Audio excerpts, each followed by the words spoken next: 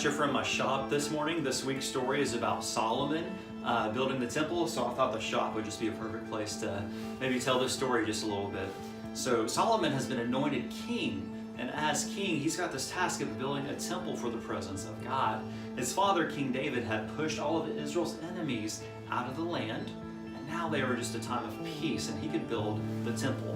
And here's the thing about the presence of God.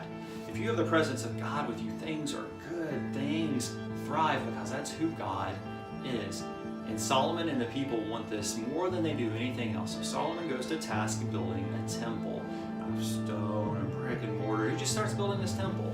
And when it's completed, they bring the ark into the temple. They bring the presence of God into the temple. And the presence of God fills the place, and life is good. That's what their concept was of God being with them. God lived in this building. He lived in this building built by human hands. In the presence of God, it was just good. Fast forward 1,000 years, and Jesus enters on scene. He's bones and breath, blood and flesh. And he's walking around, and the presence of God is literally with people. The great I Am is walking with people. Now, as Jesus is talking to the people, there's this day, and it's recorded in the book of John. Jesus says, "Tear down this temple, and in 3 days, I'll build it again." And of course, the people are like, "What? Are you stupid?" They were probably saying, "Are you an idiot? You've got to be the dumbest man alive." That's probably what they're thinking. How could a man rebuild this temple in 3 days when the first time they built it, it took 7 years? And the second time they built it, it took 46 years. Impossible. So they scoff, and they don't know what he's talking about, but Jesus is talking about the resurrection. We know that now. So in the resurrection, the Spirit of God was a part of that, right? The presence of God was a part of that. So we have God living in an ark or in a temple in the Old Testament. Jesus shows up, and Jesus is walking amongst us.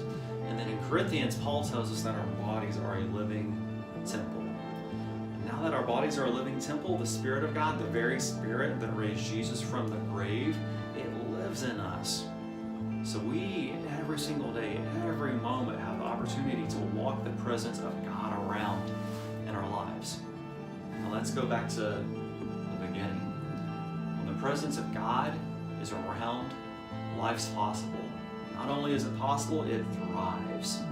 God is a God of the resurrection. He's a God of life. And when His presence is around, He uses resurrection power just to bring things to life. That's why Solomon wanted God in the temple, because he knew it would bring life. That's why Jesus came. He knew the presence of God in this world would bring life.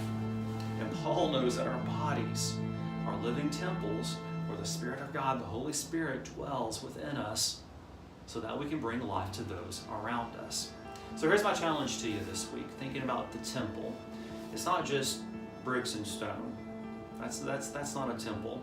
Sometimes we show up to a temple on a weekly basis, to a church building, and we think if we sing a song, say a prayer, and hear a good sermon, that we've been in the presence of God.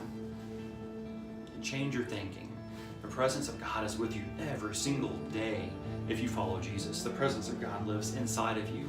That means you have resurrection power living inside of you. And Jesus is the God of the resurrection. He has co-missioned us. Take that as your word, co-mission. That means we get to be in collaboration with Him. We get to cooperate with Him. He's on a co-adventure with us. He's invited us into this resurrection mission with Him. And the mission is resurrection. There's a bodily resurrection after death.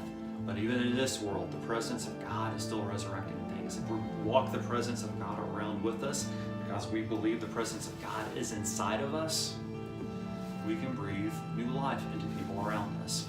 We can help the broken find hope. We can help those who just seem lifeless find life.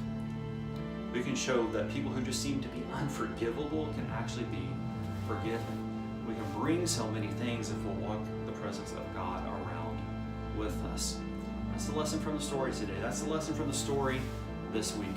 You're a temple, and the presence of God lives inside of you, so keep the temple doors open. Have a great week.